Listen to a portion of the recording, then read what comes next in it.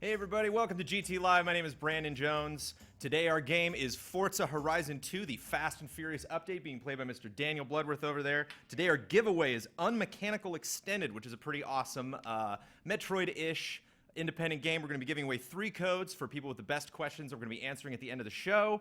And last but not least, our guest is Mr. Geoff Keighley. What's happening, Joe? Who's joining us for the first time on the GT Live stage. And apparently this is the new home to the bonus round as well. Yes, so we're going to be recording bonus round here tomorrow on the same stage. That's right. Well, that's very exciting. No, it's cool to see this whole setup, and yeah, I'd love to see you guys doing this live stuff, and fun to be here for the full hour of video game goodness. Yeah, man. Well, it's fun to interview you. It's fun to put you. A lot of people. I was seeing a lot of people in the comments. Yeah, that were mentioning that they're like, hey, Keighley in the interview chair. Yes, I know. Yeah, exactly. I'm usually asking questions, but no, it's fun to be here live and hang out, talk about games, and yeah, it's a good time of year. It's good stuff starting to come out, and E3 is 2 months away. So yeah, let's chat. So is that intentional? Do you like to be on the other side of the interview? Do you like to be the one probing the questions as opposed to the answers? I mean, I don't know. It probably goes back to the early days when I started out as a journalist, where it's better to you're never supposed to insert yourself into the story. It's sort of like it's better to profile the other people and sort of disappear a little bit. So yeah, I tend to, I don't know. Like I used to write a lot more kind of editorials and sort of do more of my own voice, and now yeah, I've sort of disappeared more behind the scenes doing a lot of stuff. But yeah, it's fun to talk about games, and honestly, like it's cool to have this live studio now that we can do this, right? Oh yeah, and for it's sure. like bonus round we'll do, but then we'll tape it. And then, it's like 4 weeks of sort of the same set. And, often people will say on the forums, like, why are they talking about this? Because last week, something got announced. And I love the immediacy of doing this all live with everyone very attentively playing games over there. So unfortunately... Or watching us. Are you watching us or are you playing a game? I'm playing the game. Okay. Yeah, Blood's a professional. He's going to stay laser focused. So you can see we got Forza going behind us. We'll talk about the game in just a second. So you were talking about not making yourself part of the story. Is that why you started the Game Awards to really stay on the periphery of well, games? I think yeah. I mean, Game Awards was. I mean, it was partially me wanting to keep that going because I think I think it's an important thing to have like a big end of the year awards ceremony. As Definitely. Having worked with me at Spike and GT for many years, we did video game awards there for a long time, and there was a lot of great things about it and a lot of things that people didn't like about it. So last year was my shot to sort of do it on my own and take some of my own kind of personal risk to say like I think we can do this as a community, build a great show, and it was. People like Game Trailers, IGN, GameSpot, Twitch, YouTube, all the people that supported it. The distribution side really helped out, and then also the publishers like really wanted to make a great video game awards show. And I would talk to people after the VGAs in previous years, and they'd always say to me, it's like this is really important that we get this done right.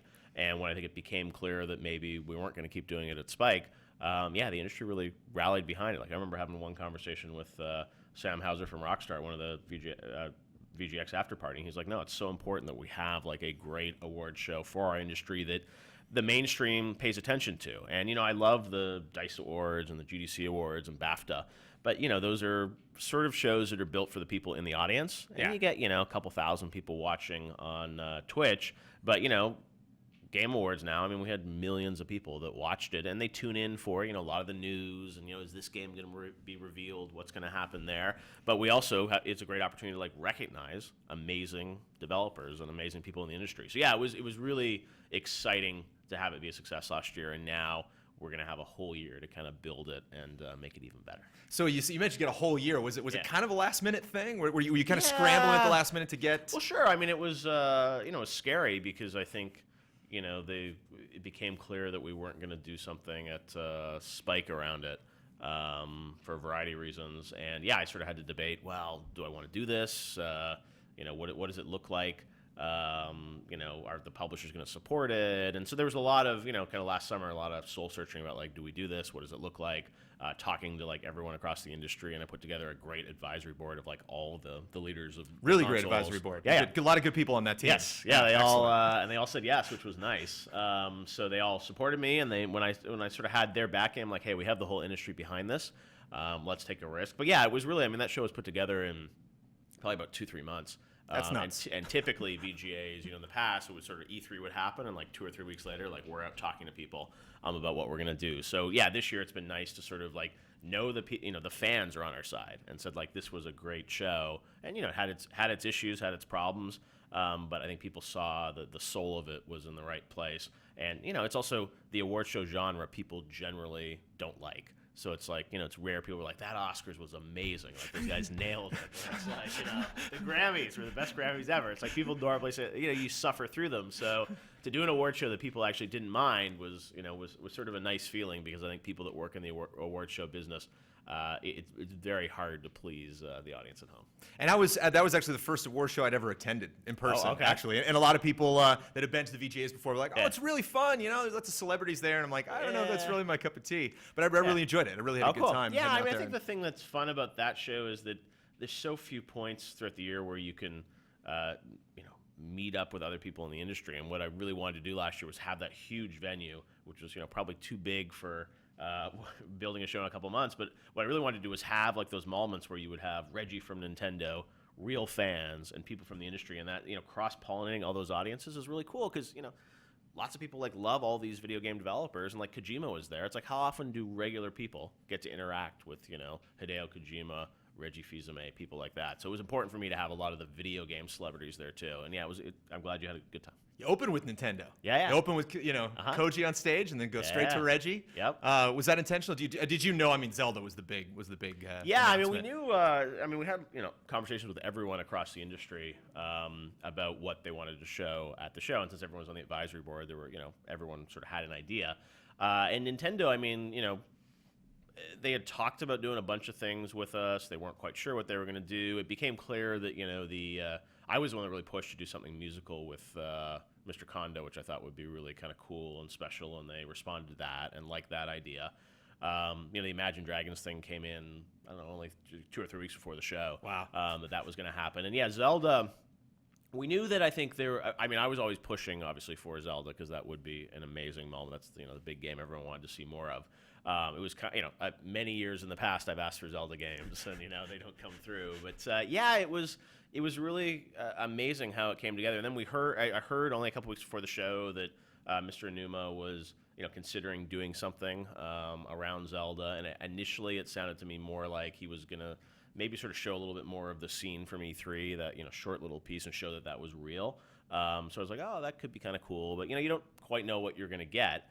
And then, it was like the week of the show. They're like, oh, well, Mr. Numa's taped his video. Mr. Miyamoto's in it. It's about 5 minutes long, and he does like a full demo of the game. And I was like, wow. And so it was sort of unexpected how much great content was in that. And we were pleasantly surprised. And even when I saw the video, I'm like, wow, they're just like playing the game. And I think people really responded to kind of how raw and real that demonstration was. Because, so often at VGAs, you get these like super high polished CG trailers that cost and we hate trailers here. I hate that stuff. You know what I mean? And that stuff's great. Whenever people do big marketing things, it just washes right over me. You love those big moments. No, and that was like when we were a big TV show.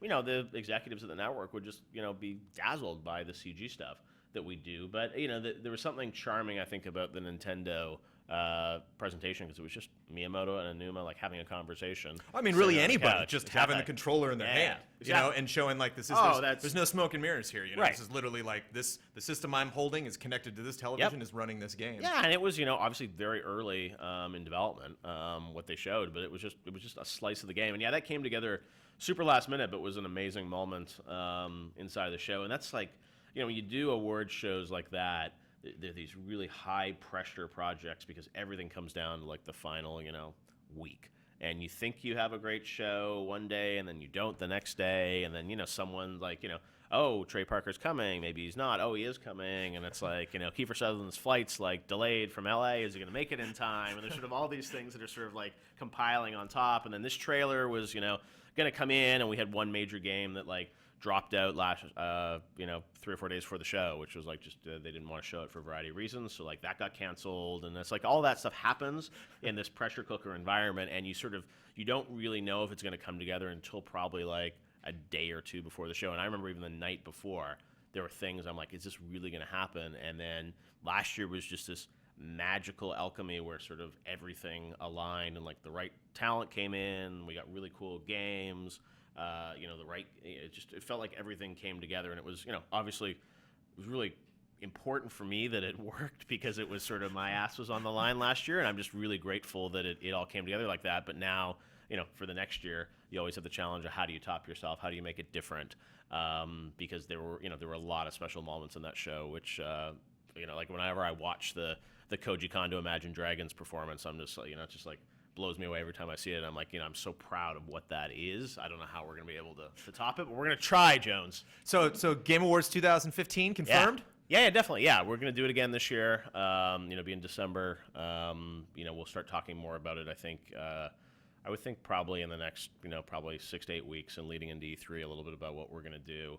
But yeah, it's going to be back, and, we're not going to reinvent the wheel. Like, I really liked what we did last year. We're going to have more time. Obviously have a lot of great game reveals. My hope is we're going to have the awards be a little bit more of a focus. I think we probably had too many games last year that we showed off, and I'd rather have, like, even now we have 3 or 4 big games already locked in that I'm really excited about.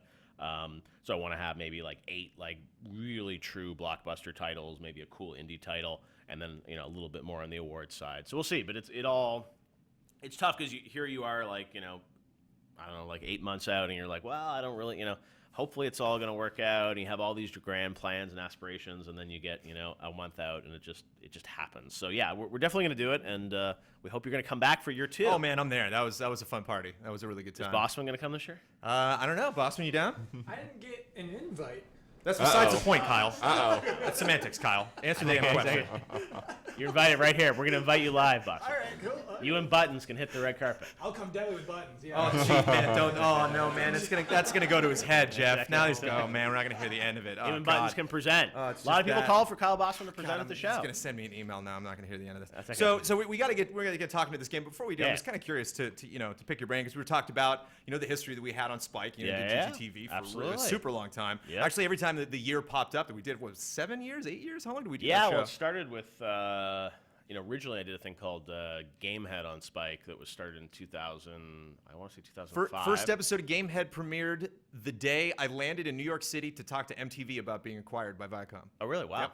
Oh, I think I remember hearing that story. You guys were in the hotel room. Stars or something. aligned, yeah. Yeah, so that's exactly. So I think that happened in 2005. I did like 2 years of that, and then it got blended into Game Trailers TV, and I don't know, it was probably in like 2007 or 8 maybe, and then 2008 through 2014. So you mentioned how it's important that we have the Game Awards. It's important that E3 is as big as it is. It wasn't for a while. E3 kind of went away, and now it's back to its former glory. Yeah. We have this great award show that I personally think is better than any VGAs that was ever produced. Thank you. But it's interesting, every time an E3 is over, I tune into regular mainstream media, and it's like video games just don't exist. And like G4 is not around anymore, GTTV isn't around anymore. Like, do you think we need to have a games network or gaming television shows, or is that just kind of what I would say is that I think the nature of television has changed so much, right? I mean, when we started doing Gamehead in 2005, it was like standard definition, and like people be like, oh, it's like we can, the games actually on my TV look like they do when I play them, and the internet, like you were watching little postage stamp videos, and GT was the leader, I think, in trying to do better quality video. But when we went to HD, like, for a long time, like the only way to see HD video games, pre-Twitch, even YouTube HD, was like watching them on your television.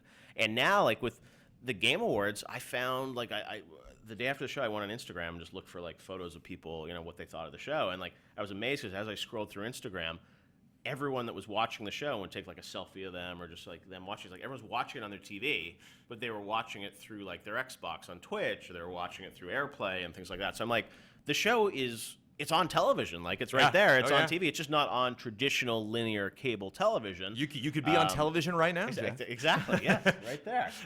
And so what it made me realize was that the traditional kind of cable distribution for a video game show, I don't think that's really ever gonna come back, and it doesn't need to, because this audience is probably one of the most progressive audiences in terms of adapting new technologies.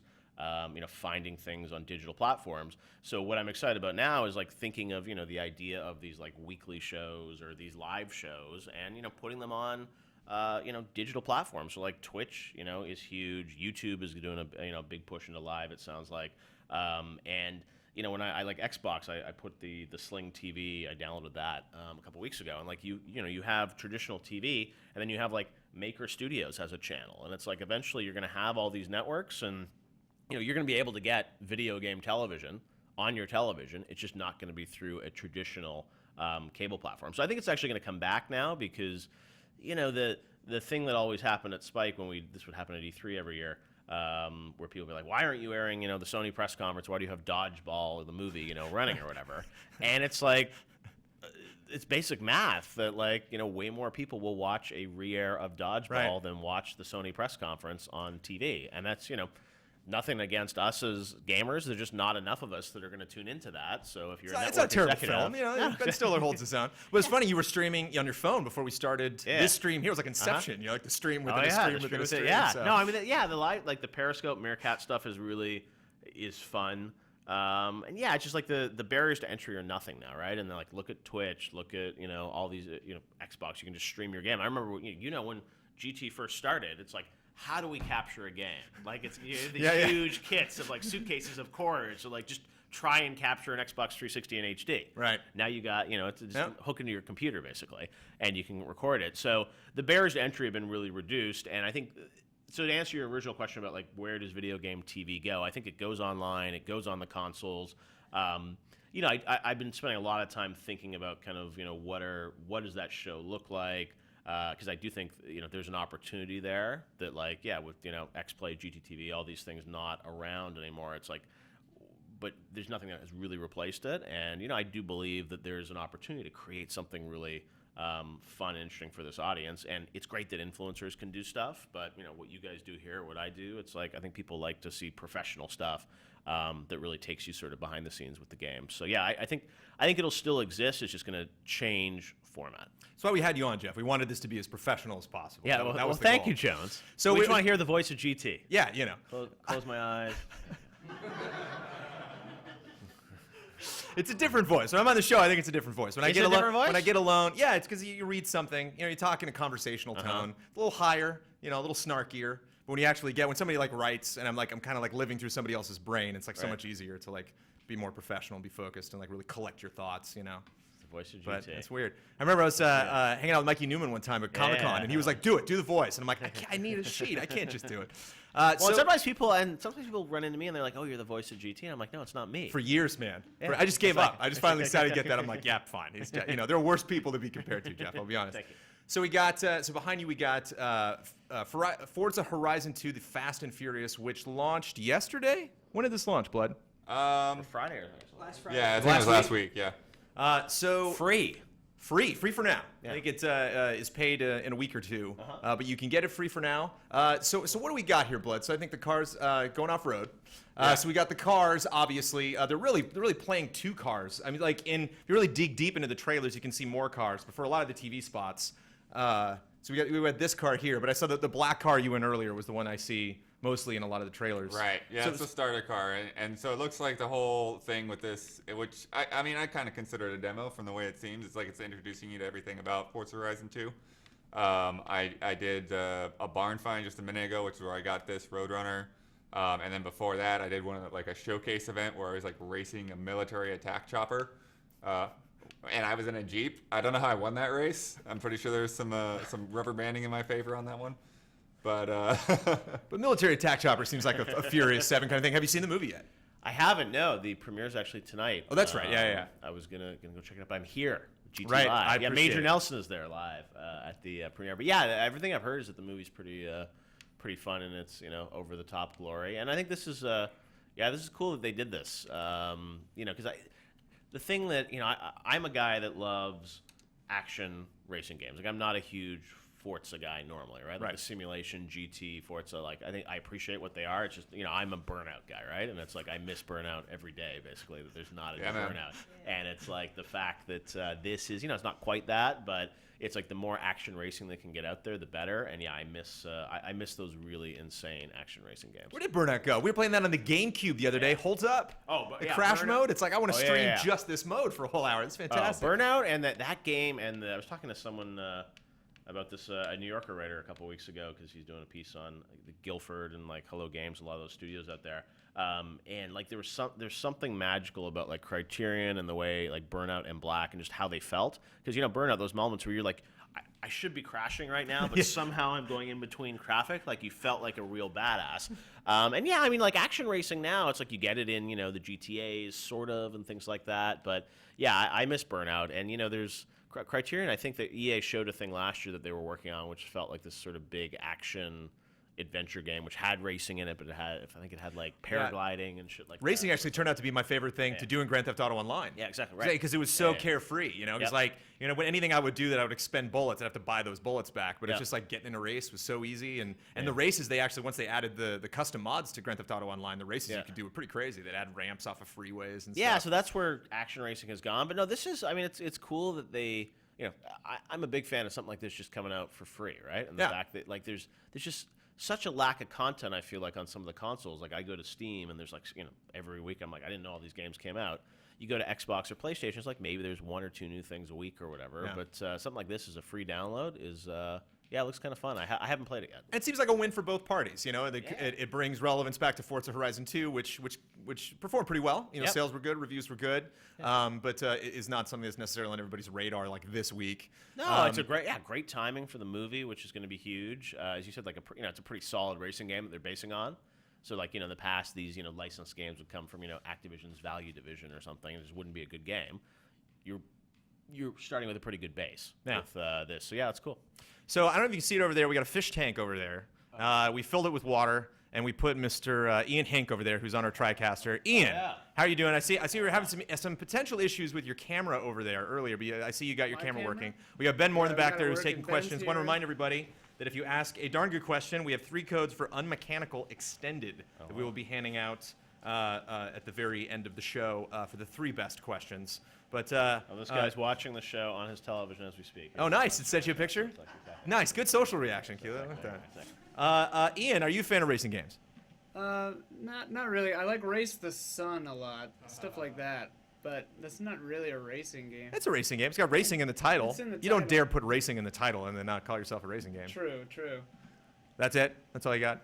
I like Twisted Metal back in the day. Twisted Metal 2, Twisted Metal There's Black. another. Yeah, okay. So, Keighley, you could choose Burnout or Twisted Metal to make a comeback. Twisted Metal did make a comeback, and that I would didn't say, really I work. would say Burnout. I mean, Twisted Metal was fun, but I think there's something about Burnout and just that feel, which is just like, you know, action movie. And I think, you know, where that can go in like crash mode, where that could go today, as physics and stuff have really improved. I mean, that could just be what? What happened? Wreckfest, remember? Next car game, Wreckfest? Oh yeah, the Flat Out, the successor to Flat Out. Flat Out. I loved, man. Flat Out. Exactly. It's like Flat all Out was really great. All that stuff. Like when I was growing up, it was, you know, like I loved Test Drive and things like that. It was just like there's something about action racing that I think is sort of missing right now. And I think what you could do with physics and simulations, like there's that cool I forget the name of it, but on Steam it's that one which is sort of that medieval kind of game where you like what is it? I forget. Chivalry? What? You talking about Chivalry? No, it's one where it's sort of this like it's sort of like a crash mode. It's like a simulation. Medieval racing game. I like that. No, it's not. Well, but you can create a vehicle, but it's basically causing all this destruction Besiege? in these environments. Someone will tell me what Is the it name of Besiege? Maybe it's Seed. Yeah, Besiege. or something like that. Besiege? Yeah, exactly. Yeah. So but that's like one of those ones. Just like it's all about physics and simulation, Right. And just causing wanton destruction. So, anyways, check it out. Yeah, and it's good for demos. You know, it's good for I like gotta check out what I think it's called. Besiege. All right, well, you can look that up. I got another racing game I want to throw at you. All right. Crazy Taxi. Yeah. Classic, known most prominently on the Sega Dreamcast, which effortlessly segues into our next segment. Okay. Which is... Yeah, here it is called Besiege. How to make a catapult. Besiege. Oh, there we go. Oh, okay, good. Check it out. Besiege. Well, there you go. Check that game out. So we do a segment. A wild Bradley Ellis appears to help us with this segment. Okay. We do a segment that we call Number 11, Geoff, which is our tribute to the poor game that did not make our top 10 countdown for the week. Coveted GT top 10 list. Coveted now. GT. Well, Can I quote you on that? GT. I mean, I'm going to put that at the beginning of the show. Most people, though, I mean, if you've been a long-time GT fan, the Right. top 10 list, Right? huge part of GT. It's is tough. like- You can't make everybody happy. And that's kind of what this is about. You know, we want to address You have to people. have the Rich one, number 10. Yeah, exactly. You still Oh, use yeah, number, oh. you still use those VOs? Rich isn't with us anymore, unfortunately. Can't use his VO anymore? Can't use any. You know, he's a big guy. He's in video games now. He's a big band, and you know, he's Rich has moved on to greener pastures. Number 10. Yeah, that's a good impression. Hey, I'll send you the list, Jeff. You can just do it on your own. So our countdown for this Friday is the top 10 Dreamcast games. Yes. And we like to give tribute to, you know, the game that didn't make the list. Got it. Mr. Brad Ellis is here to What talk was about the top Dreamcast game, since I haven't seen the video? what's going up Friday. Oh, So we can't divulge. You can reveal it to Well, most people trust you with NDAs, Jeff. So I'll tell you after the camera stopped rolling. I'll let you know. I'll tell you what number 1 was. I don't know if you watch enough of our streams, you could probably guess what number 1 was. But Mr. Brad Ellis is here to talk about. Yeah, exactly. C-Man. Right there. Number 11, Jet Grind Radio. Jet Grind Radio. Special little game, really cool, unique feel to it. So it's pretty much a cell-shaded Dreamcast game, kind of like a mix between Tony Hawk and, do you remember that game, Mark Echo? Oh, yeah. Under Pressure. It's kind of like that. Skate around like a Tokyo, called Tokyo 2, T-O. Skate around, spraying graffiti, fighting against other gangs while also being chased from the cops. And it just has a really great vibe that really is like when I think of a Dreamcast game, I think of like a game with that kind of vibe to it. So what encompasses a Dreamcast game? Is it really the controls that kind of gelled? Not the what was controls the thing of in the that. middle? What do they call it in the middle? The Oh, little the, memory card VMU. screen thing? Yeah, the VMU, yeah. Was there like some wicked VMU support? No, nothing really in that, but it's a really simple game. It has some problems to it. That's probably why I didn't make our top 10, but I still think it's a really fun game. And there was a sequel to Jet Grind, right? Yeah, Jet Set Grind Future, I think it was called. I Okay. think it was on Xbox. So why don't we get a third one? Why do you think? Probably not enough people What do you played think it the or series? liked it. It was just super niche. Yeah, I think it was a really niche series, but I wish more people play it. It's really fun. Did it only live on the Dreamcast? Are you a fan of this game, Jeff? Did you ever Yeah, give this a yeah. try? I mean, that was a game that I think the art style just like really was like it was fresh and different. It sort of reminded you of like Dreamcast. Dreamcast actually, I mean, why people love it is that there were a lot of like really just cool artistic games that were coming out in the Dreamcast era. And yeah, I did like that game. I mean, it was when I saw Sunset Overdrive from Insomniac, it reminded me a lot, inspired sort of by some of the mechanics of that game and the rails and things like that and the art style. But yeah, I would know it was a respected game back in the day. People liked it. I mean, Dreamcast was a top 10 list of Dreamcast games is tough because I mean Dreamcast had a lot of really cool stuff for a platform that only really survived maybe 3 years. I mean, it was around longer, but I mean, games were like it had a great year 1, year 2, and then after that, it was pretty much over. We are pissing people off, man. Rickham Robo's not happy. Why not? Wolf Fox isn't happy. Oh, they're not happy that Jet Grind I fought for it. didn't make the cut. I tried. Sorry. Machine and Souls doing a shout out to Space Channel 5. Of course, we talked about Seaman earlier. But yeah, I mean, I was a big fan of SSX. I'm actually kind of ashamed that I never gave this a try. I think you would have liked it, yeah. But there's just something about, I don't know, there's just something about like landing correctly. Like, did it have, was it easier to control in Tony Hawk? Because that was why I didn't play a lot of Tony Hawk, because I just couldn't, Jet Grind compared to Tony Hawk. Absolutely not. Because I could not land at Tony Hawk. Like, the board was always going the wrong way. So it was a little more lenient, because you're on rollerblades, right? Yeah, well, I was playing it today, and it felt like it was actually pretty hard to control. It took me a while to get used to that game. I was like, ugh, this doesn't feel as good as I remember it, but still really a special game to me. So are you upset? See, the thing is, I gotta be honest. This is the 4th episode of GT Live, and these number 11s. I'm not getting the anger. I'm not getting the frustration. There's so many good games. I mean, look at on this Dreamcast. chat, man. People are losing their mind in chat right now. That Jet Grind Radio. We talked about what this. 10 games could possibly. We be talked better than about this game. for a long time, though. People did get really mad, but I think the dust has just kind of settled on, like, especially with Huber in there. You know how he gets, but I think we're all okay with it now. I'm a little bummed on it, but not A little too hard. bummed. I was more bummed during it, but I've calmed down from it. So you're okay with the other games we gave? There's still so 10, many good games. There's still 10 really good games. Dreamcast games. So anything else before we move on to the next segment that you want to talk about? Just with Jet Grind, do you think is there other franchises that have that style? So it's interesting that you have What else is? franchises now that can still pull off that style, even though obviously we're like 2 generations. Yeah, past. no, exactly. That's sort of, I don't know how it was sort of cell shaded, but had sort of a graffiti sort of vibe to it. And I think there were a lot of Dreamcast games that experimented with different art styles, and there've obviously been big sort of cell shaded games. I mean, certainly Borderlands is that had a change in art direction, but then it moved more sort of cell shaded, which is a signature of that series, right? That's probably the most popular sort of franchise that has a look kind of like that. But I mean, there was a time where there were more cell shaded games. And I think I miss some of those, just like different art styles, right? That's where I think the indie scene, there's a lot of really cool games that experiment with art styles in the indie scene more than sort of mainstream games. That's why an indie game often you look at it's like, well, that just looks like beautiful. Like I've never seen anything like that, right? And the art direction is insane. And that's why I think the Jet Set, Jet Grind, like that had a style which was really sort of unique to itself. And you look at like Platinum Games was a long time known for like really stylized stuff, right? Like whatever PG would do would just be sort of like whether it's Beautiful Joe or something else, just would be like radically different each game they did. But a lot of studios it's like looks the same, right? It's like oh, it's another first-person shooter on the Unreal Engine. It's sort of you know what to expect. So yeah, I'm a big fan of when people experiment with art style, and Jet Grind certainly did. So hopefully we don't have people being too upset by the picks that we've done. You can change it. It's not too late. Video hasn't posted yet. It's too late. Well, We pick the list, man. get upset. We pick it on Monday. There's no looking back, man.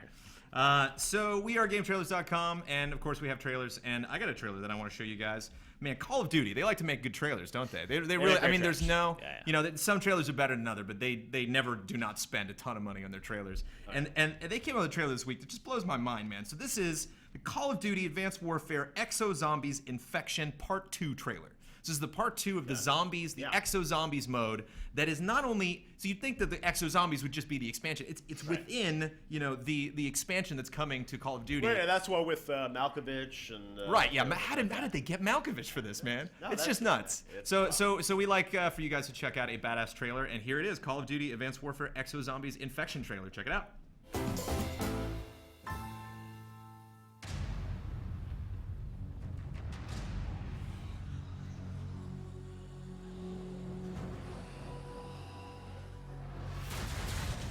Lilith shot her first gun that day. It's jammed. Heads up. Khan got his hands dirty for the first time in his life. And Decker enjoyed it all a little too damn much. We should have died right then and there.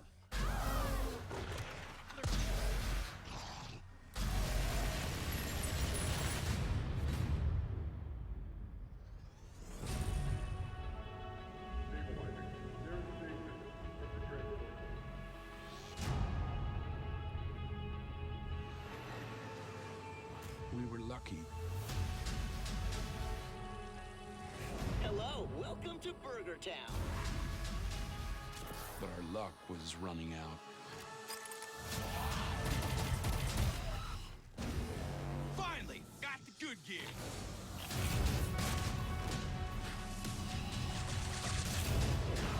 Help me!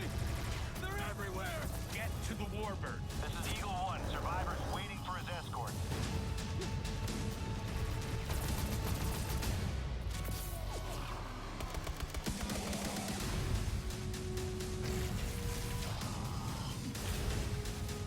Let's move it.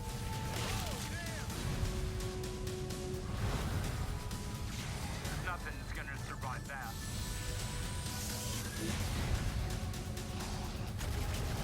Stay clear of the acid pools.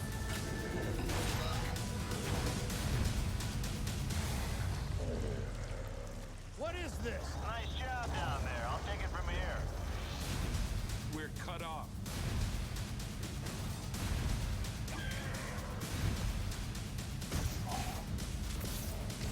What the hell happened here? Looks to me like Atlas happened. They excel at fucking shit up. That's Goliath-class armor. Oh, man. That can't be good.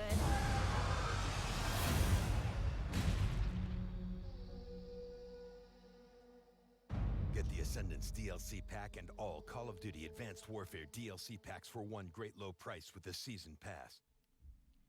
All right, we are back. Bloodworth just informed me that he is 30% of the way through the campaign. I'm just wondering, Blood, we normally end this at 7 p.m. Should we just keep going? Marathon it. Should we just keep Keighley here until you just get through? Is this full playthrough Wednesday? Nah, it'll be all right. You're not feeling it? So, Mr. Kyle Bosman, if you haven't noticed, has joined me on the stage. The final Bosman. He's approaching his 100th episode. Oh, you heard it here first. Yeah. Keighley's got the news, man. I count. Keighley's breaking headlines left and right. There it is. You're at 95 now? Yeah, next week will be 95. Remember when that all started back for the PlayStation PS4 reveal? Oh, yeah. Bosman did his first ever. I don't know if it was even called Final. It was Final Bosman, I think, because you had the. No, it was just called Do's and Don'ts. Do's and Don'ts. That's Yeah. right. Yep. When Kyle passed me in Twitter followers, it was a dark, dark day. I looked at myself long and hard in the That mirror. was what, two years ago? Yeah, right? I don't think everybody knows that. That was just Keighley came into the room and said, "Hey, we need this PlayStation event is coming up. It's going to be huge. We need videos. Yeah. And that was one of the. So you have Geoff Keighley to thank for everything, No, Kyle? Yes. Yes, I do. Well, I'm Well, so glad for getting I said the we two should, of I you think back I said together. we should do a do's and don'ts. And I asked if anyone wanted to do it, and then Kyle was like, "Oh, I have some ideas or whatever." And it's like, Yeah. "Here are a bunch of things." So I was like, I think I said, "Well, why don't you just do this?" Yeah. And then it was. I think was it your first time on camera or one of the first? Oh Right? yeah, it was my first video on Game Trailers. Yeah. And you wore a suit for that first one. Yeah. Are you upset you wore a suit? No, not at all. Oh, you like that? Yeah, that was a good call. No, that was fun. No, yeah, that's what when we saw it because it was like I think everyone in the office was like didn't really know what was Kyle gonna do. Could he pull it off? And when we saw it, it's like this is like incredible. And then it was a great year because then he did for Xbox, he did for E3, and like it just and then it ultimately became Final Bosman. I think it was almost immediately after that you did another one, right? Because then you did a reaction one. Did a reaction one. Exactly, yeah. And then look at this. 2 years later. We've been trying to get him to stop, but he just keeps making episodes. So we brought Kyle up because for this time in the GT Live, we do an editorial segment. Right. And Kyle offered to talk about the Nintendo Direct that happened earlier today. Right. 3 p.m. Pacific on April 1st. Right. Everybody's buzzing about. Yeah, April Fools. I don't know, a good day to do really anything. But Except this. Right? except this, yeah. So what do you think? If you give it a grade, let's start off there. So it's tough. It's like a Forza Horizon Fast and Furious thing, in that this was free. They didn't have to do this, right? So it's hard to give them a grade. Although they talked about a lot of stuff that wasn't free, Kyle. If you consider the best Nintendo Direct an A+, this is a C. Ooh. Yeah, so the official title of this editorial And what is the best segment Nintendo Direct? The Good, best the one Bad, was- and the Amiibo. It was January 2 years ago. It was very good, and like lots of announcements. Oh, that's right. Yeah, I that guess they had like Smash stuff and like Yeah, that was the best. That was after I think Reggie did the Cranky Kong thing at VGX, and then I was like, where was it? It's like disappointed. And then then the Direct came out. I think it might have even been like late December or something. Can we talk about that now that we have you here? Yeah. When did you learn it's going to be Cranky Kong? Well, there were a lot of conversations in the days leading in about what was going to happen, and then that it leaked in Europe about the Cranky Kong thing. Yeah. And, we were obviously hoping they were going to have more stuff to share as part of that, but that was. I give it to Reggie that he came up, live on stage and like knowing that that's what he had to announce. He was like walking into a firing squad. He like knew what was coming. He's saying. Yeah, That's so I funny. mean, that was because I think I remember we filmed the thing on GTTV. There was like an episode with Reggie that we had done with him up at the office, and then we teased, "Oh, you're gonna be coming to VGX this year." He's like, "Oh, we got great news for the fans or whatever," and then it sort of perpetuated a lot of hype around it. And I was not happy about how that all played out. But hey, to Nintendo's credit, then they came back last year in a big way, huge, right?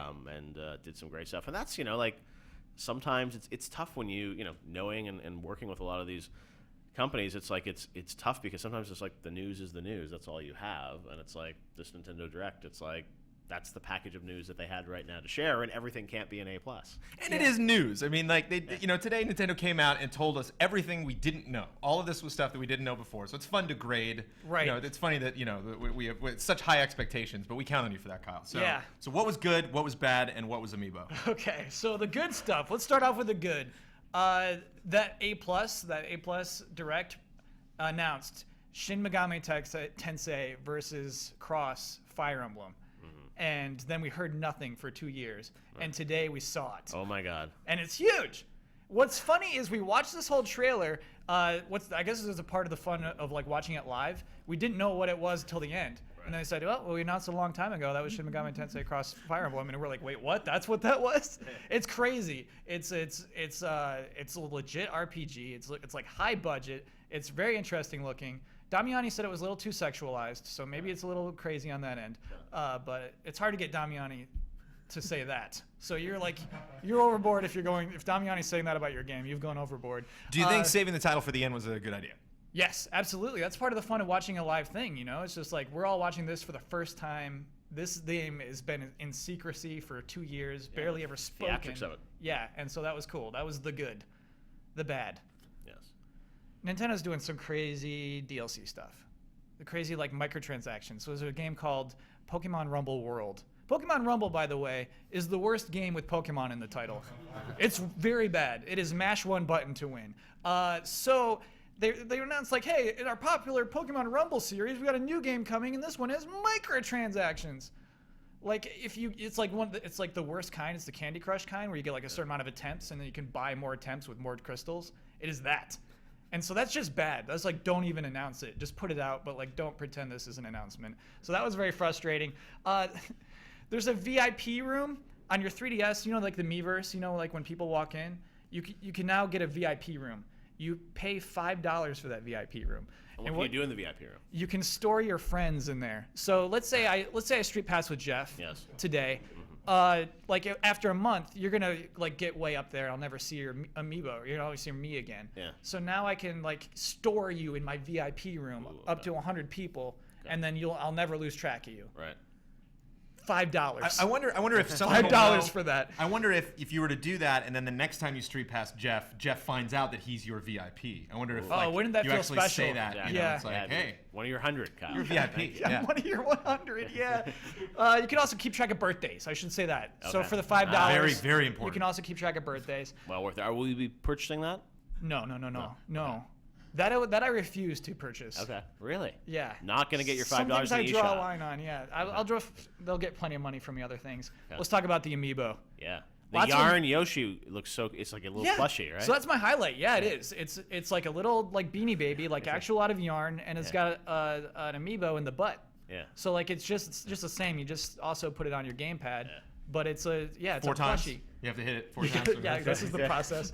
Yeah, it looked amazing. No, I think some of the amiibo they showed, the like the Dr. Mario. I mean, it's just like they're doing some cute stuff. Yeah, exactly. And actually, one of the things you can do with Amiibo now that is actually a kind of cool thing is you get to like preview Nintendo games. Basically, you put your Amiibo on the thing. It's a new app. It's called Greatest Bits, which is kind of cool. Yeah. And basically, you put your Amiibo on there, and randomly it selects like a Nintendo or Super Nintendo game for you to play just like 2 minutes of. Oh wow! And it's very cool. And you know, it's just like. I was talking to Huber about it. Like, if you're a 6-year-old, if you just got this Amiibo, you've obviously never played Super Nintendo games. So you put your Amiibo on it, and you get to play Super Mario World. Right. Like, I think that's kind of cool. That's a cool thing to do with Well, Amiibo. especially with the Amiibo, because I feel like, you know, they're really cool collector's items, but right now, I don't know about you guys, but like using them in the game, it was always sort of strange how you use them in Smash. Oh, yeah. And it was like, it didn't make a lot of sense. And now it feels like they're sort of adding more, you know, game around the Amiibo. But did you buy any, or do you use them at all? Bought 0 Amiibo still. Yeah, I don't have any Amiibo either. Yeah, I mean, they're beautiful, but I never saw like if you're a collector, I'm sure they look great on your shelf, but actually, like, you know, that Smash thing where it's like they, you know, power up the character, or you'd Mario Party 10, the mode's a nightmare. You know, yeah, it's so like I the least fun part of the game. I was gonna say because I haven't played Mario. That just came out, right? Mario Party 10, and so that has Amiibo in it too. Yeah.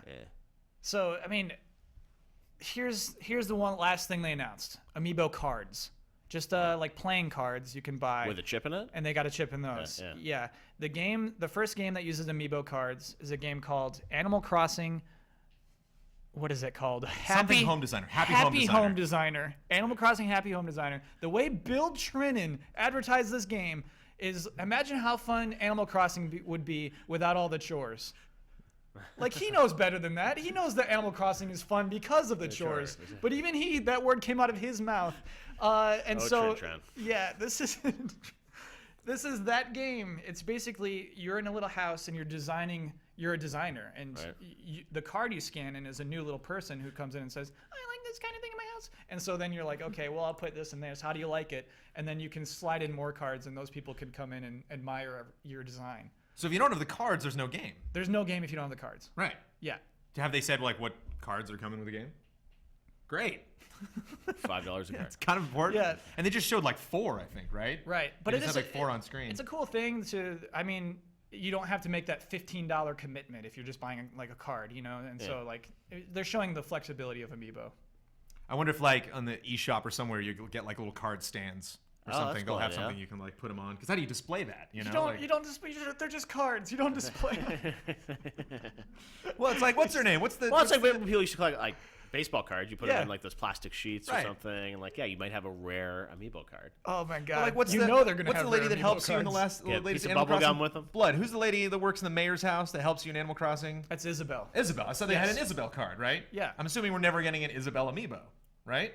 No, we're gonna get an Isabel Amiibo. Yeah? Count on it. On the Animal Crossing Mario Kart DLC? She is. You can play as Isabel in Mario Kart 8. Oh, okay, at good. the end of this month. Excellent clarification. Thank you, You Blood. guys know all your Isabel trivia. You guys are very up on Isabel. Isabel is one of the greatest. She's one of the greats. Why do you like Absolutely. Isabel so much? Isabel. So the hardest part about Animal Crossing is caring. Yeah. Isabel cares. Yeah. So you're in this world of like nothing matters. You got to do chores all day, and here's this one person who cares deeply about you and your decisions Right. and this town. Oh wow. And so that's what makes her. Do you have a real connection to her? Yeah. They're close. Okay, exactly. Go on. How does that make you feel, Kyle? Exactly. Oh, this is fantastic. I can't wait. Do you to sometimes visit like when you're down? You just go find Elizabeth. Just go She cares talk to about her. you. Had a bad day at the office. You're like, let me see what Isabel. How is Isabel doing? I had my file deleted of Animal Crossing, and like I find solace in knowing that Isabel is there taking care of my town without me. Right. Oh wow. Okay. Yeah. All by herself, man. Yeah. Yeah, she's not happy with me right now. 3DS is just stowed away. Now, for the best part of the editorial segment, the part where we ask Kyle to get the hell off the stage. Thank you, Kyle. Kyle, Let's check Bosman, back in with the great to see you. streaming couch one last time. it's fine. What percentage are you at now? Do you know? The last I saw was 36. It looks like the bucket. He's not gonna make it by the challenges- end of the show. The bucket list challenges don't count towards the percentage, so that's a little extra on there. I went back to the starter car for this event. But yeah, it looks like you're just basically running around doing events to unlock all 11 cars. What do you think, Blood? I mean, free is free. You know, it's hard to not to recommend something that's free. But is this something? Because you were a fan of the Forza series. I think you're looking more forward to the next Forza Motorsport than Forza Horizon. Oh no, I'm more in the Horizon camp. I'm completely wrong. So, So, do you think, if I did not force you to play this on GT Live, do you think this is something you would have picked up and checked out? I would have wished I had checked it out. But I've also downloaded that Storm Island DLC that they put out a while back. I haven't touched that thing yet, and that was months ago. So it's really hard for me to actually find time for racing games when I'm not actively working on them. So it's kind of weird. But yeah, I think it's a good introduction to the series. So like I said, I think that's kind of the biggest pull for it to be. So it's weird to me that they will be charging people in a couple of weeks for it, because it feels more along that lines of yeah, this is a good demo, it's a good taste of what Forza Horizon 2 has to offer. So get it now. I mean, I could see people.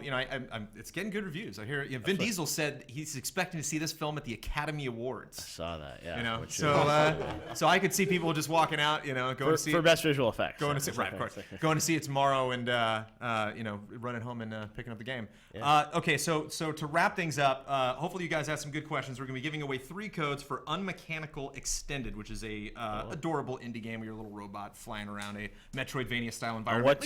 What platform? I believe just Steam, right? Xbox One. Xbox One. Yeah. Okay, cool. I'm getting everything right on GT Live damn. today. I've clearly Throwing done my you off your research.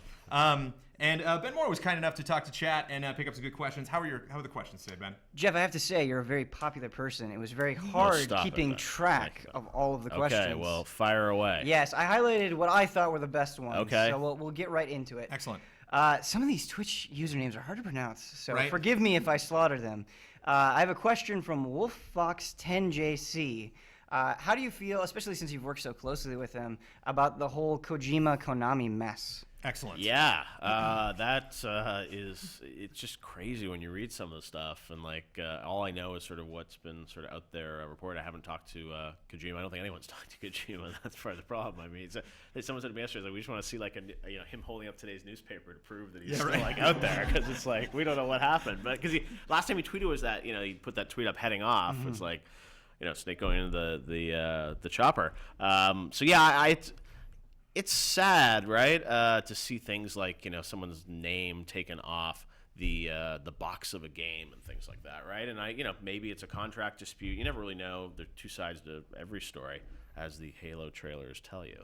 But Good plug there. But exactly. But it's just maybe it's a contract dispute. Maybe there's other issues. But the fact that they would be actively trying to erase him, to me, is it's kind of shocking. So I don't know who what's going on inside of that, but it's really sad to see that happening. And then Konami putting out the press release about, well, we're hiring new people, the series will continue, and he's still there, but he's leaving maybe. So yeah, I'm thinking a lot about him, because I think all of us have loved his games, and he's done such amazing things for the industry for so long. Silent Hills looked really cool. Metal Gear 5 is going to be, hopefully, a crowning achievement for him. But yeah, I just hope the game doesn't suffer, and that's the thing that and even all of us that worked at game trailers, we've suffered through times where it's there's uncertainty, you don't know what's happening, and it's it affects your ability to really kind of power on and be excited about your work. So to think of, him, like right now he must be in the throes of like trying to finish this game, bug test it, get it ready, and then like meanwhile it's like, rumors that like he doesn't have internet access and there's all this drama and like, your name is literally being like pulled down off the building and stuff like that.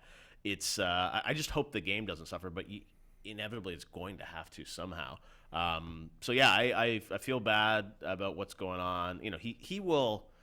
He's such a legend. He's one of the few name brands in this industry. I mean, I'm sure if he wants to, he can keep creating games. So it's not like we're not going to hear from him again. Of course. Yeah. I just hope that, the Phantom Pain really becomes the game that he wants it to become. Because I remember 3-4 years ago when he first pitched me on that game, and he had this whole thing about he was going to do Ground Zeroes and TPP, and we had that whole thing where, Moby Dick and all that. I mean, he had it all thought out, exactly how everything was going to play out, and I'm sure this was not part of his plan about what was going on inside of Konami. So yeah, I feel terrible about it, and I hope to talk to him sometime soon.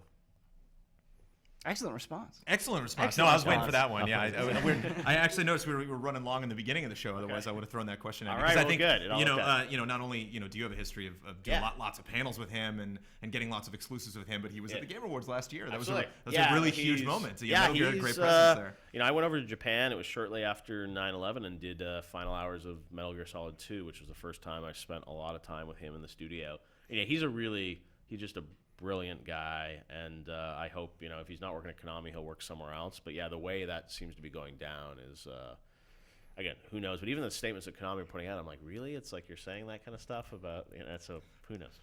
This is a much lighter question, Okay. but I just have to know. This is my own personal question. Yes. Favorite Metal Gear Solid? Don't put too much thought into it.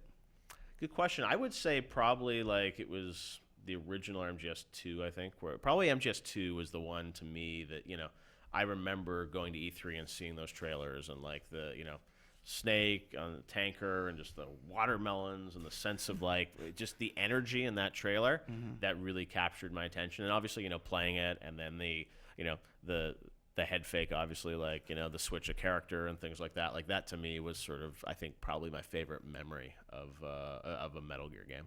Definitely. Still my favorite E3 moment. You don't get a code ban, sorry.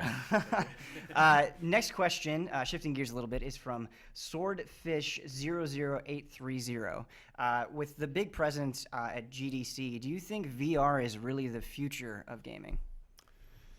I think VR is part of the future of gaming. When people say, like, is it the future? It's like, is every game going to be experienced this way? No. I think the VR experiences that I've had that have been the most powerful have been ones that are just, completely different than what you play with a traditional controller. So, no, you're not going to be playing Grand Theft Auto in VR. There may be, an experience in the Grand Theft Auto world that you might have in VR. But yeah, I think VR is definitely going to become a thing. Like, I was never really a big fan of 3D gaming. Like, I thought that was kind of, just people trying to market like 3D to get you excited about it. There's definitely going to be cool experiences in VR, and I don't think it's just going to be games, right? I think it's going to be, other experiences, movies. Some of the most fun Valve demos. There's this one called Job Simulator where you're a chef and you're just literally sitting there and just like making recipes. But it's just kind of fun to like throw stuff in and put it on the stove and then it boils over, and so it's just like that's a fun experience. It's sort of a game, but it's not like a first-person shooter. So I think VR will be big. I wonder how mainstream it's going to be for a while, because like Oculus and the Valve VR are amazing, but you have to have really high-powered PCs to run that stuff. And that's what's great about Morpheus is that you can just plug it into your PS4 and experience it. So I do think it's going to be something that'll have cool experiences. I think it'll be more short session stuff in different games than what you play. But yeah, I mean, you guys have probably gone heads on with that stuff, and it's pretty compelling. I like that heads on. Yeah. We don't use that enough. Well, speaking of the Fast and Furious integration in Forza, I see movie advertising really taking advantage of that. Oh, yeah. It's like, what if you could like visit the Avengers set? What if you could, and live if you could sit streaming. in the passenger seat with Vin Diesel driving and go running around? And Like, even that'd be really cool. sporting events or concerts, like you're there in the front row and you can look around and experience it. So yeah, it's definitely going to become a way to experience things. And the thing that was so impressive about the Valve demos at GDC was that now they've solved the interactivity, which is something, a lot of it's passive, right? Just like a big panorama photo. Valve now, it's like you've got those controllers and you see your hands, and it's, I definitely think VR is going to be something that will take a few years, but will definitely be something that a lot of people will want to buy. Next question This is also from Swordfish00830. I didn't want to repeat inquisitive. people, but it was such a good question, and everyone thought it was a good question as well in the chat. You seem to be extremely busy. Yeah. How do you actually find time to play anything? Is it mostly just at events or things that you're covering? No, it's a great question. I mean, part of the challenge when you're traveling so much, it's like, I don't travel with consoles, so it's always tough because you like check in a hotel or whatever, like, I'd love to play this game, and it's like I'm not going to be, back in LA for 10 days, so it's like I can't play it. So I tend to do a lot of my gaming now as kind of binges, like on a weekend or something. I'll be like, hey, I'm going to spend this weekend playing this game. I tend to do, a lot less MP stuff. Like a lot of it's just sort of like campaigns of games. I get to play through them, have a great experience. A lot of it's word of mouth. So it's like, Ori, like people start telling me how great it was. I'm like, okay, I gotta play this. So I sort of have to fight for the time to play games. So that means, I don't get to play everything. But yeah, most of the big games I really like, you just have to carve out the time to kind of go through them and experience them. And you guys know, like if you find a great game, somehow you just find the time in your life to be able to do it, even if it means you're up till 3 a.m. or whatever. It's like a great game you just can't put down, and it's like as you're going to bed, you're like, oh man, when I wake up tomorrow, I'm gonna beat that guy, that boss, and I'm gonna like move on. And like you just, to me, when you find that an amazing game, you're just in that zone where it's like everything else in your world just disappears. Like all you think about is like that game, and it's like for me, like when you play like Last of Us or something, it's like all right, it's like I'm just going to keep playing this. And like all of a sudden it's like, oh, it's been like 16 hours, but it's so good. So that's why like a game really has to grab me. Right. And because I'm so busy doing so many things, I don't often just sit and suffer through playing games. What was that last game that really grabbed you and you had to binge on? That's a great question. I'm trying to think. I don't think there's been, Ori started to do that for me. I'm not all the way through that because it gets pretty difficult, but that had some magic to it. That's probably the first game this year. I'm trying to think towards the end of last year what the last game was. Out of all those sort of big releases, I'm trying to think Dragon Age grabbed me for a while, but it didn't quite. Even though one game of the year and stuff like that, I don't think it quite hit that level. It's rare that a game really just like completely just takes you over. Like I think Batman, I hope is going to do that for me in June. I'm really psyched about that. Yes. Now we're talking. Yeah, exactly. So that's going to be big. Question's over. We're just talking about Batman now.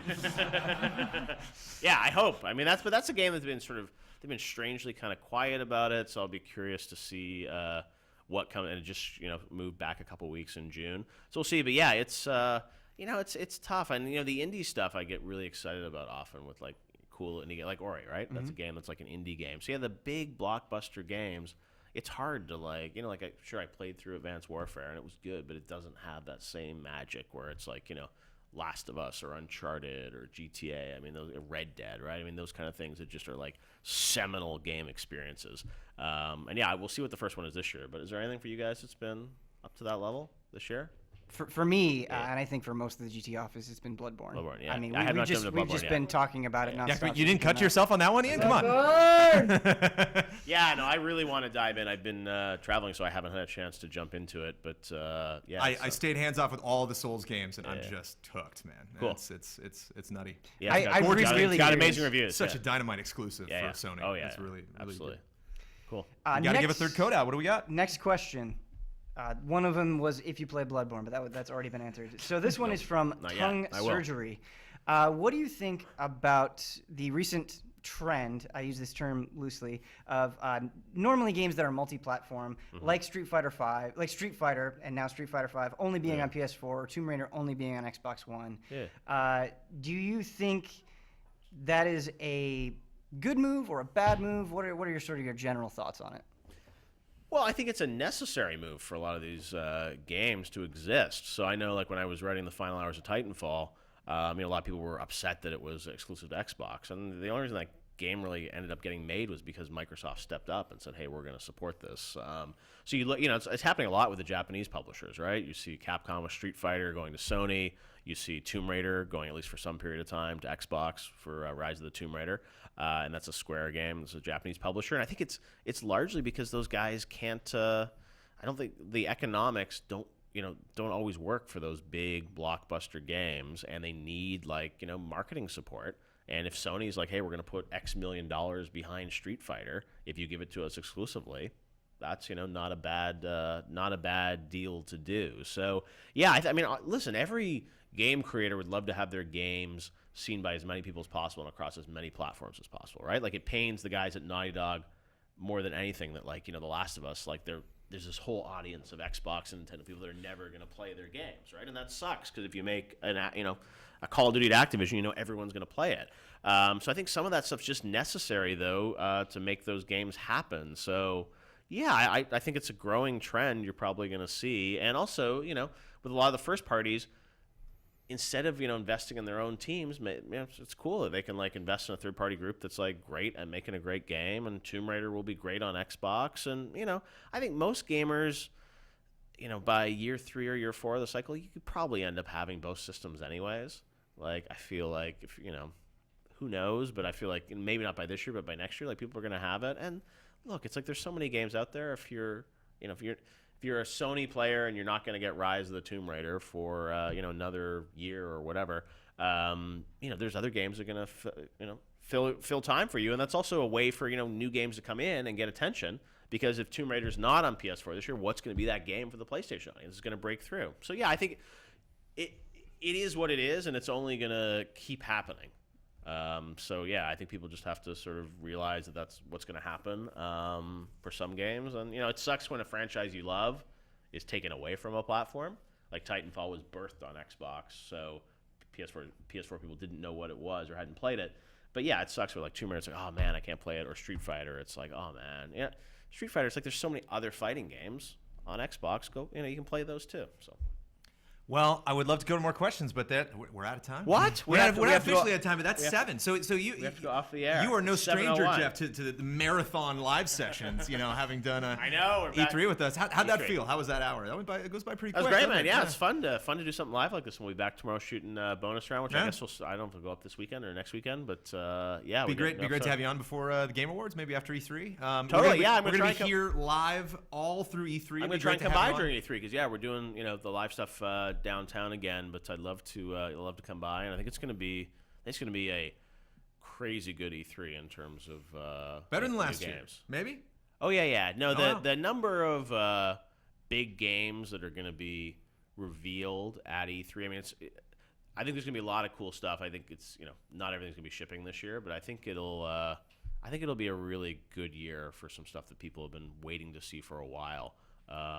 From a lot of the developers, I think will hopefully be there. So and it's 2 months away, but those 2 months go by so fast, man. Yeah, I mean, it's just like when it is April 1st, and I think that's like once you hit April, we know like okay, time to plan everything. 2 months out, and it's it's such an exciting time, and I do think like this year really is going to deliver some great stuff.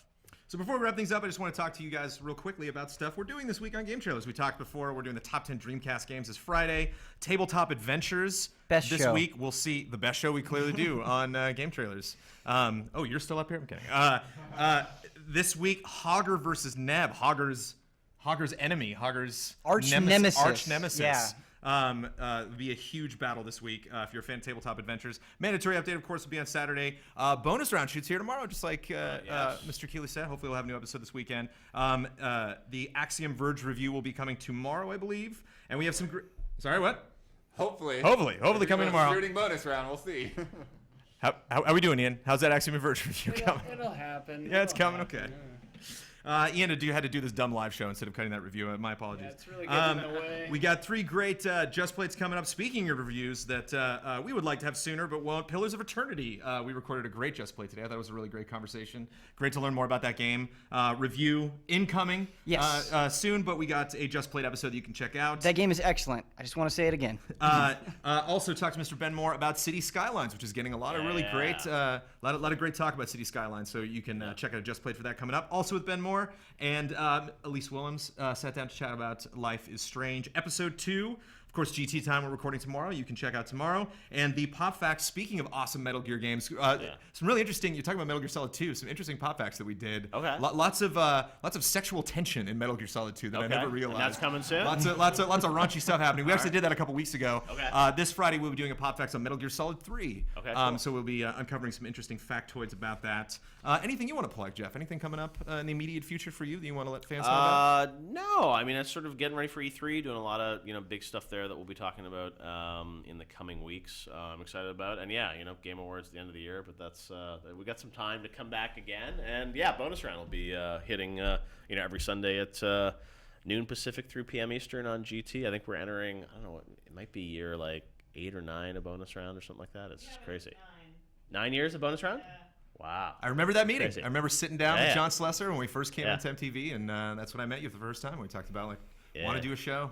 That's amazing. 9 years of bonus round. All right, get lots of industry peeps, and we're gonna hit 10. If Bosman can hit 100 episodes, yeah, right. Last week, we can hit 10 years of bonus. We're all just striving to catch up with Kyle Bosman. I know this guy's on fire. Geoff, you've done a lot of amazing things in your career, but I mean, Kyle. I mean, come on, Game Awards are cool, but we're proud of Bosman. He's and all of you guys. It's cool that for you guys to be here. And it's still fun to do bonus round. I mean, I'm not as involved in GT as I used to be, but yeah, it's great to see what you guys are doing, and the set is so cool, and being able to do all this live stuff. It's great to see what the team has done. So good work, Jones. Well, nobody's cooler than the awesome people who have been watching this fine stream. Thank you guys so much. You can follow us on Facebook and Twitter. You can subscribe to us on Twitch and YouTube. Our YouTube channels, if you do not know, are GT Reviews and Game Trailers. You can check out all our stuff there. You can, of course, visit GameTrailers.com. There's tons of stuff there. Thank you, Mr. Geoff Keighley. Thank you, Daniel Bloodworth, for playing. What's our percentage now, Blood? 57%. 50. So that's a jump right there. What happened? Were you performing better, or do you think you just got through an easy? Some of the things were just really short. So, okay. Yeah. We got more than halfway through for the 12 seconds. We got more than halfway through the game. Good performance. I'm seeing some good driving as you run right through a couple metal things on the side of the road. But exclusively in first person, I've noticed. You really like to get right in there in the cockpit. What do you think? First person or third person? What do you like to do, Geoff? In racing games? Yeah. I tend to be third person. I love that third person. It's like I mentioned GTA. I just love being outside, looking at those gorgeous cars. Yeah. They went out of the way to put all these gorgeous cars in the game, Blood. You're not even looking at them. You're looking at the hoods, man. Well, that is it. That's it for GT Live this week. Again, thank you so much, Geoff. Thanks, Jones. Thank you, everybody, for watching. See you next week. Thanks, guys.